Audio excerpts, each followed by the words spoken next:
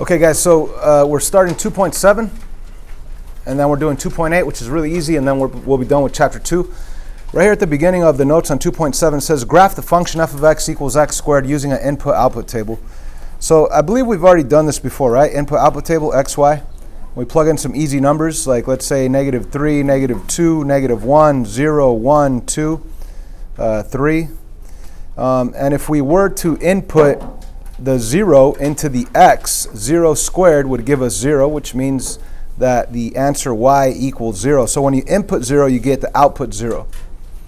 And when you input 1 into the f of x squared, f of x equals x squared function, when you plug in 1 right there, 1 squared is 1. So when you plug in a 1, you get out a 1.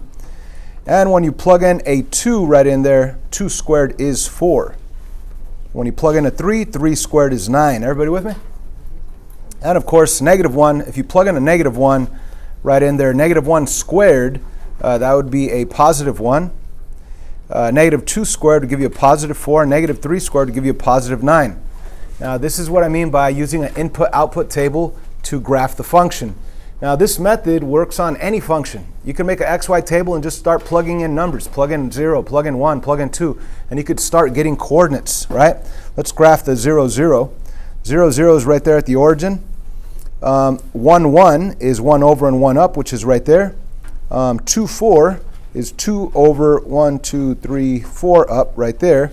And 3, 9 is 3 over and 9 up. And I believe this is a 10 by 10 graph, so that's 1 off of the top.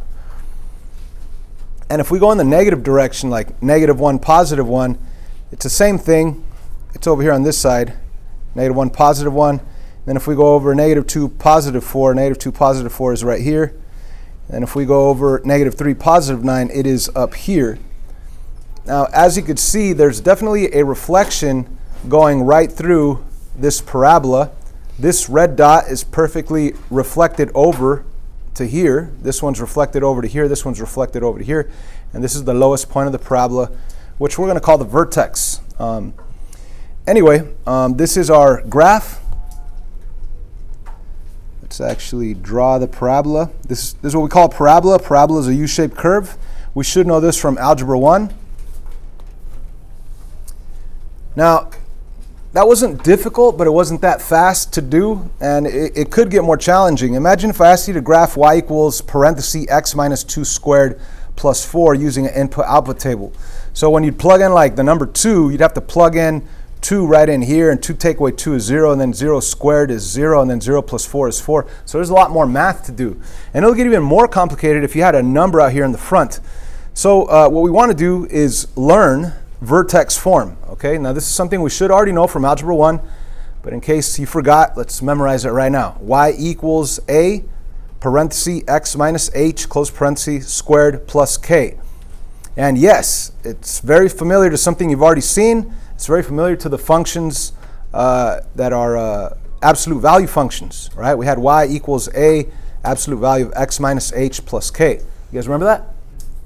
Okay, so as a matter of fact, let's go to those worksheets from absolute value functions. Here it is. See, this is what we learned. And we learned, if you learned this method, you didn't even have to do an input-output table, right? So when we learned this method, we knew that A affected the V-type curve. First of all, if the A is positive, we know that it opens what? Up, right? If the A is negative, it opens down, right? What else? The H and the K, that's either your highest point or your lowest point of the absolute value function, okay? And of course, we have to think opposite on H, right? We have to think opposite on H. And the K, we take it for what it is, okay? So this one right here, example 1, which we used an XY table for, this is the absolute value y equals x. This is the easiest type of absolute value function that there is. And as a matter of fact, we call this a parent function. And if you have your notes out or this worksheet out, you could put parent function right there. This guy right here is a parent function. Now, why do they call it a parent function? Because a parent function has a lot of baby functions. No, I'm just kidding. But a parent function there's other functions that look like this parent function. So this whole worksheet, they all look like that parent function. They just have some type of what we call in mathematics a transformation, right? So if we look at this parent function and compare it to this guy right here, what is it that happened to the v? Did it get wider? Did it get narrower? Or did it get shifted up or shifted down? Shifted down, right? So it got shifted down. Nichelle, how many units did it get shifted down?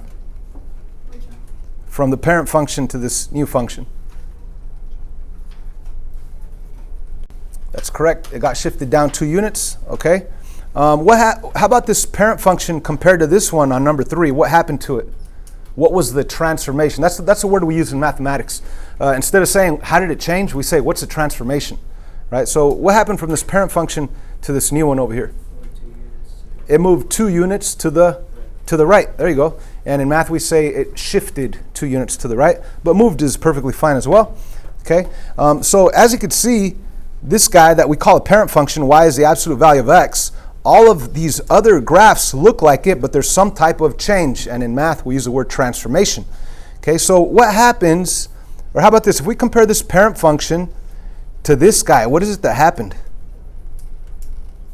It got flipped, right? And in math, we say it got reflected over the x-axis. All right, it got reflected over the x-axis. So here's the x-axis, and the original parent graph is up here. And it just got, from up here, it got flipped to down here. It got reflected over the x-axis. So I'm just throwing out these math words because you're going to have to get comfortable with them throughout this week, all right? But anyways, I hope we see that the parent function, all these other ones look like the parent, but there's some type of modification. There's some type of transformation is the word we use in math. How about, let's compare this original parent function with this guy over here. What's the difference between this function and this one? Could anybody just put it in their own words? Slope became less steep.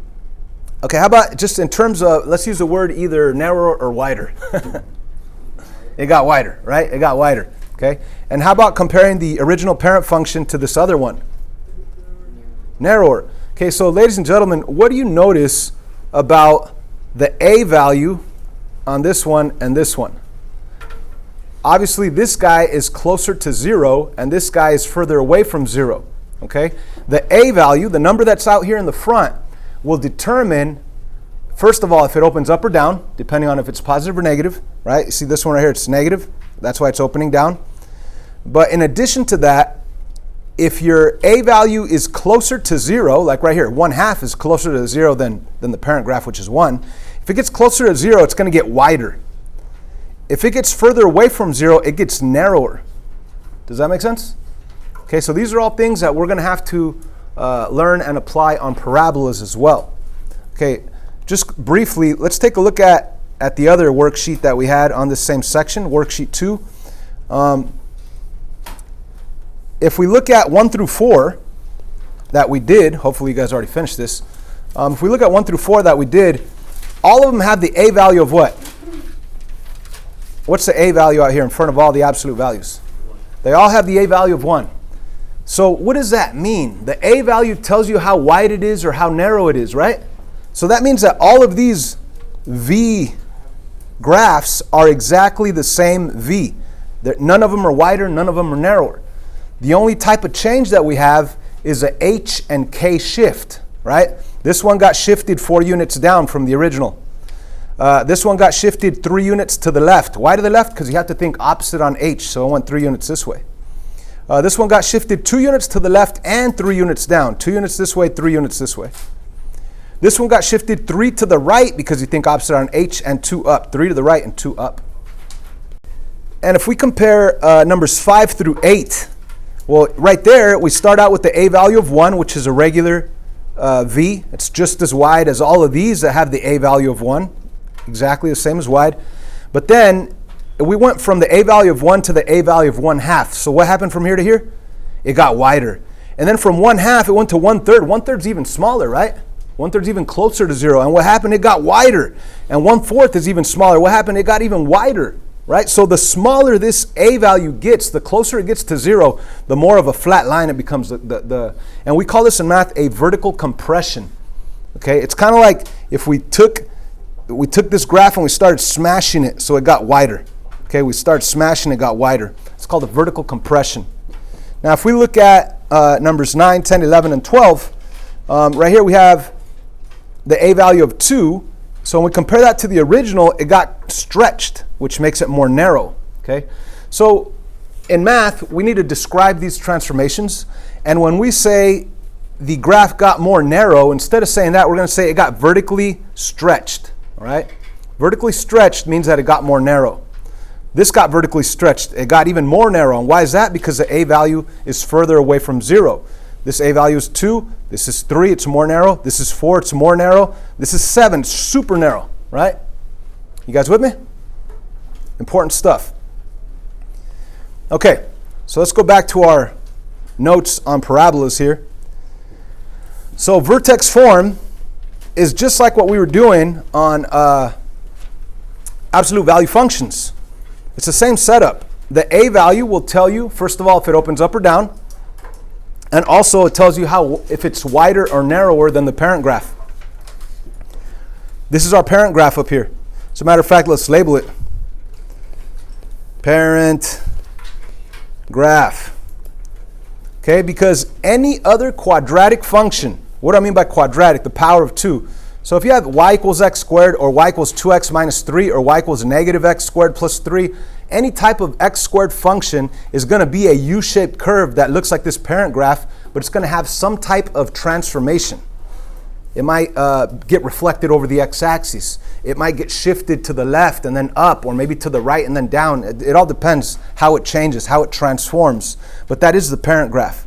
Okay, and we already know how these different values affect the graph, right? The A value tells you if it's wider or narrower. And again, we're going to use the words vertical stretch or vertical compression. And then the H value, you have to think opposite. That'll ultimately tell you if it shifts left or right. And the K value, you take it for what it is, which is an up and down shift. So if you know this vertex form, then it becomes really easy. So how about this? Right here, I left some notes space for you guys to jot down what you know. So what do we know about? So the very first thing that the A tells you is if it opens up or down, depending on if it's positive or negative. Let's all write that down, yeah? It tells us, what do we know about it? It tells us if it opens up or down. That's the first thing. Write small, guys. But there's also, that's the first thing. The second thing is also it tells you if it's wider or narrower than the parent graph. And wider, what's wider? That means vertical compression. Put that in parentheses. Or narrower is a vertical stretch. Stretch. Sorry, not much space.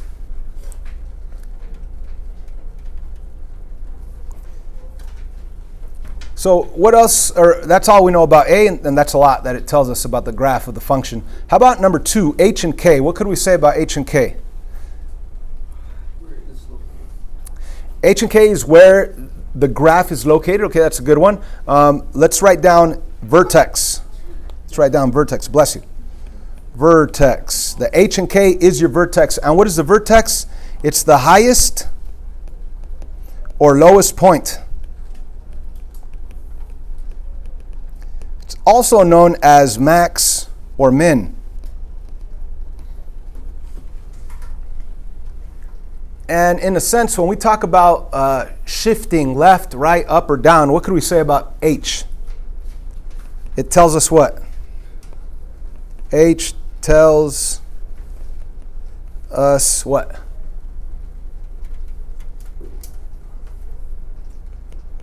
The shift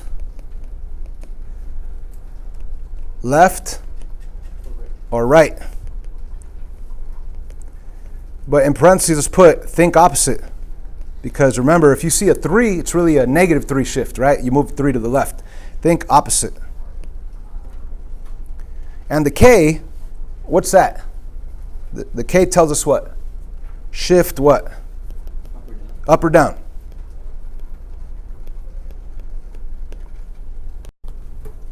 Okay, so knowing the above, what I mean by knowing the above, the A value, if it opens up or down, if it's wider or narrower, it helps you out. It makes graphing parabolas way easier, okay?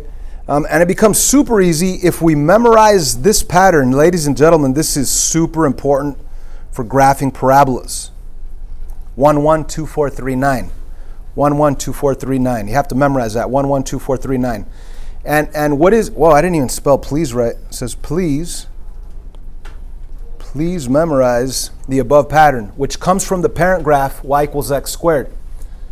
Okay, so what do I mean by it comes from the parent graph? Everybody, let's go back up to the parent graph up here. And notice right here, we have 1, 1, 2, 4, 3, 9. That's the pattern that I'm talking about, guys. Now, what do I mean by pattern? It's the pattern from the vertex. Now, right here, it's actually coordinates because it is the parent graph. But you see, what A value does this parent graph have? Somebody tell me what A value this parent graph has? A value is 1, and remember the A value tells you, first of all, if it opens up or down, but it also tells you if it's wider or narrower, right? So any function that has the A value of 1 is going to have this width. It's going to be a regular U-shaped curve. It's not going to be wider than usual. It's not going to be narrower. If the A value is 1, this is what the parabola looks like. You guys agree with that? Okay, now, anytime you have the A value of 1, since it's going to be exactly this wide, you could use this pattern from the vertex. So from the vertex, the lowest point, you could go 1 over 1 up. Then go back to the vertex, 2 over 4 up. Back to the vertex, 3 over 9 up. Okay, so check this out, guys. We're going to remember this pattern, 1, 1, 2, 4, 3, 9, which actually comes from right here, from the XY table of the parent graph. We're going to use that pattern because we know that all other graphs are going to be exactly that wide if the A value is 1. Okay? So here's some vocab words. We've already talked about parent graph. We already talked about vertex. It's the highest or lowest point of the parabola. It's also known as the max or min. It's the HK coordinate. Think opposite on H. Axis of symmetry is very important. Everybody listen to this. Axis of symmetry is the vertical line passing through the vertex. It provides a reflection when graphing. So let's go back to the parent graph. And even though we did not have an axis of symmetry right there, let's do a dotted line right through the vertex. That green line is what we call the axis of symmetry. And what that does, it chops your work in half when you're graphing. So like, for example, if you find this coordinate right here, this red coordinate, if you know the axis of symmetry, all you have to do is count 1 unit away from the axis of symmetry and you'll be able to get to that blue dot. Or this one up here, you count 2 units away from the axis of symmetry and you'll be able to get to that blue dot. And this one 3 units away and you'll be able to get to that blue dot. So the axis of symmetry is amazing because it provides a reflection from one side of it to the other. Okay, so let's go to number 1. Could anybody tell me the most important point, which is the vertex, which is a coordinate? What's the vertex of this parabola? And remember, the vertex is the HK value, and you have to think opposite on H.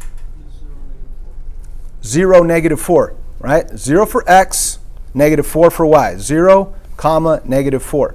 Now remember, the H is always going to be inside parentheses with the X, and you have to think opposite. So let me ask you this. Do we have parentheses right here around the X? No. I mean, if you want, you could draw parentheses right there, and there's going to be no number that you're adding or subtracting right there. So that means that the H is 0. But the K value is the number that's always at the end all by itself, and in this case, our K value is negative 4. So the vertex is 0, negative 4. Okay, so let's graph 0, negative 4, which is right here. Next, let's draw our axis of symmetry, even though it's crystal clear that it's the y axis in this case. By the way, before moving on, let's go back up to the definition up here of axis of symmetry. It's a vertical line passing through the vertex. It provides a reflection when graphing. Let's also jot this down in that little space, guys. Let's do this. It's the equation x equals h, which is the x value of your vertex.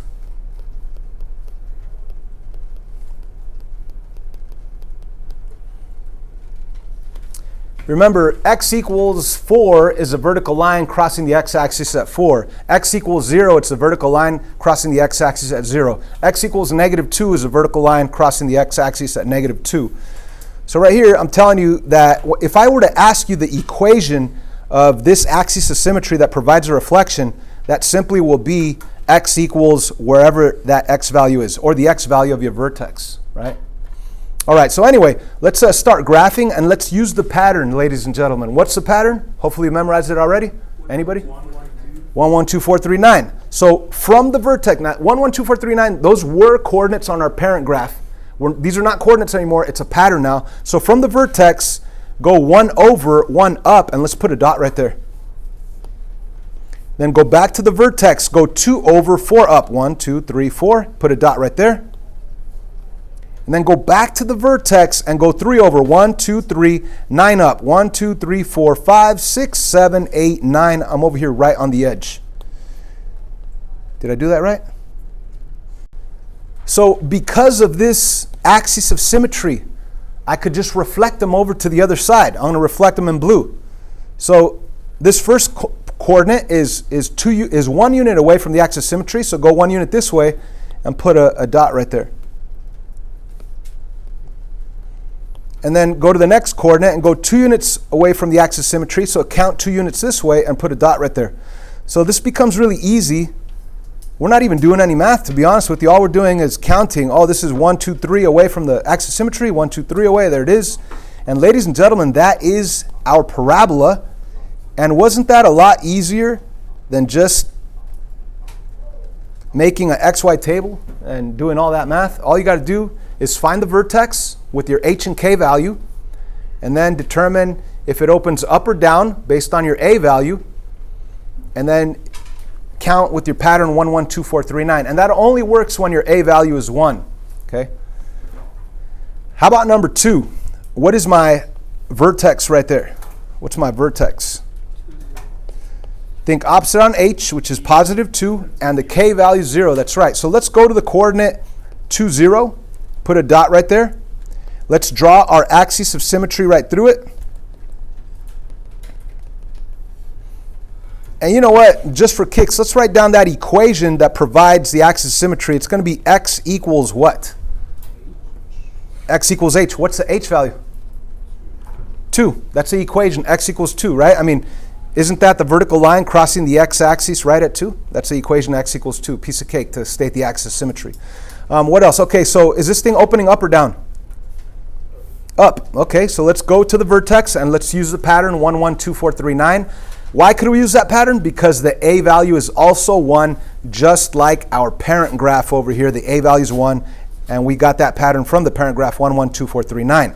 So let's go 1 over, 1 up. 2 over from the vertex, 1, 2, 1, 2, 3, 4 up. Put a dot right there. Now going 3 over and 9 up is pretty pointless because it's way off this tiny graph, right? So just with that, it's good enough. Mirror it over to the other side, right here and right there, and you are good. Graph that parabola. Make sure you put some arrows. We're good. Oh yeah, I forgot to state the domain and the range, right? So let's look at this graph. Does it go to the left and to the right forever? Yes, it does, right? So what's the domain? X equals all real numbers. How about the range in terms of y? Y is what? Greater than or equal to 0. Perfect. All right, we're good. What about this first one that we did? What's the domain right there? X equals all real numbers. And how about the range? Y is greater than or equal to -4. Easy peasy lemon squeezy. All right. So what do you think is going to happen with number 3 compared to the original parent graph?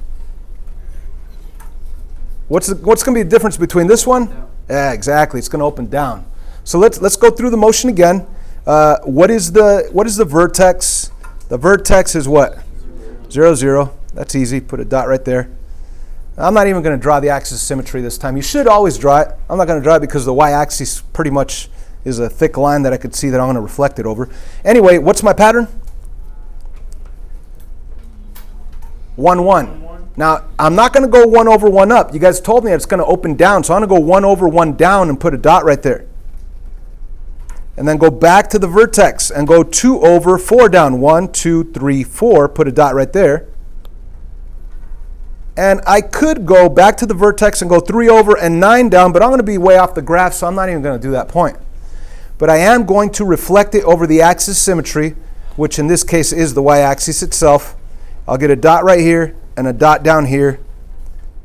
And then just draw your parabola, put some arrows on it, and you have that perfect U-shaped curve that's opening down this time. Yay? What's the domain here? X equals all real numbers. If you haven't figured it out, the domain of any parabola, it doesn't matter if it's wide or if it's narrow, if it opens up or if it opens down, the domain is always going to be x equals all real numbers. And how about the range on this one, on number 3? Y is less than or equal to 0. Perfect. Because here's the y value of 0, and yes, there's the vertex touches it, and it's all below. Okay? So what do you think? If you were to look at this one, what would be the difference between this one and this new one that we haven't even graphed yet? What do you think is going to be the difference between here and here? It's going to be the same parabola opening down, but what's going to happen? Shift up 5 units, right? Now, how do we know up? Because you got to think H and K, right? H is a left-right shift. H is always in parentheses with the x, and the k value is always being subtracted or added at the very end. So if there are no parentheses, like on number 4, there's no parentheses, then your h value must be 0, right? And the k value is 5. So let's begin with that. The vertex is 0, 5. Let's go to the vertex 0, 5. That's way up here on the edge. It is opening down. I want to use the pattern 1, 1, 2, 4, and 3, 9. Again, I went from the vertex 1 over 1 down. Why down? Because the a value is negative. And then go back to the vertex and you go 2 over 4 down. Then you go back to the vertex and you go 3 over 9 down. Our axis of symmetry is the y-axis itself, so we're going to reflect it over to the other side. I'm going to use the color blue to show my reflected coordinates. Right there, and right there. And ladies and gentlemen, we have our perfect parabola opening down with the maximum height at 5.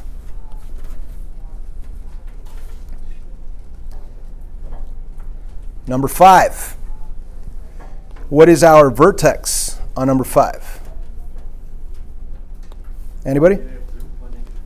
Yep, positive 1, negative 3. So let's all go to positive 1 and negative 3 and put a dot right there. We might as well draw that axis of symmetry going right through it. If I asked you for that green line, it would be the equation x equals 1, which is the h value, which is the x value of your vertex. If I asked you for the axis of symmetry. What else? Is this opening up or down? Up, and the a value is 1, so we can use the pattern 1 over 1 up, go back to the vertex, go 2 over 4 up, go back to the vertex, and go 3 over 1, 2, 3, 9 up. 1, 2, 3, 4, 5, 8. Did I count that right? 1, 2, 3, 1, 2, 3, 4, 5, 6, 7, 8. Oh, I'm off the graph. You know what? I want to put it out there anyway. 1 unit off the graph. And all we have to do is map them over to the other side of the axis of symmetry, which would be right here, right there, and way up here off the graph. So there's my parabola. Let me just graph it.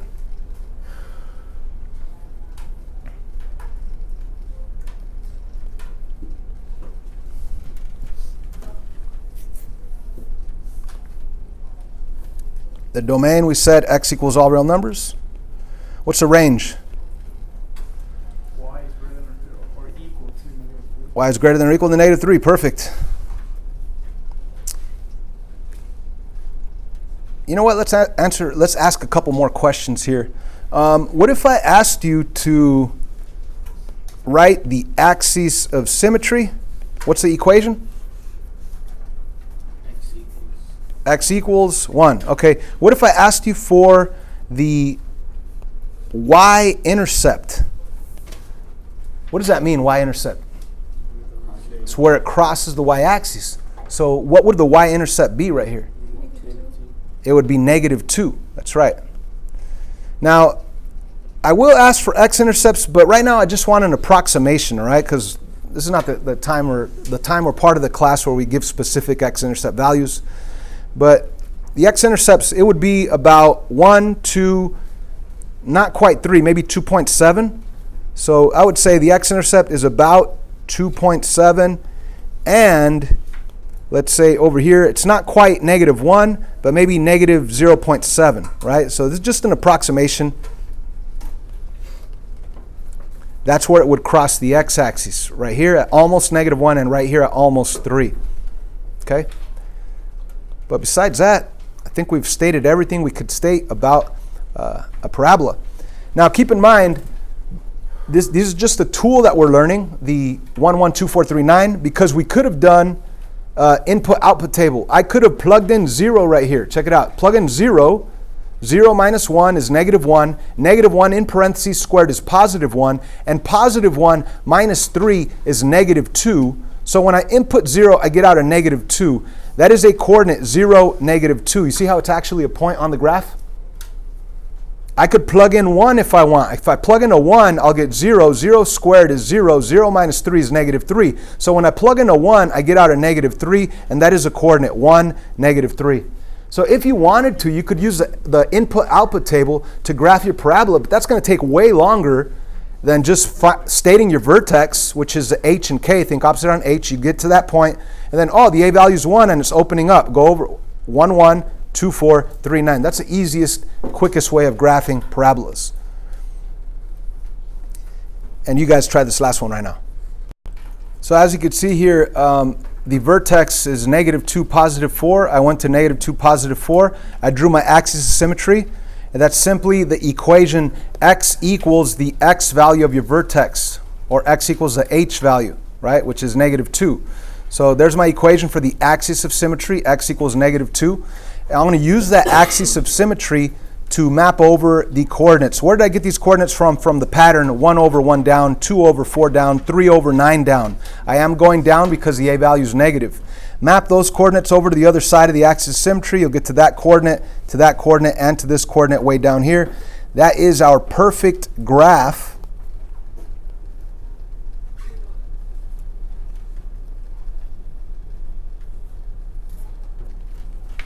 the domain is x equals all real numbers. The range is y is less than or equal to 4. What else could we say? What are the x-intercepts? Where does it cross the x-axis, ladies and gentlemen? -4 and 0. Or 0 and -4. It doesn't matter the order, right? How about the y-intercept? The y-intercept does cross at 0 itself, right? The y-axis, it crosses right there at 0. We don't have to do decimal approximations. These actually cross on the x at nice locations. And that's about it.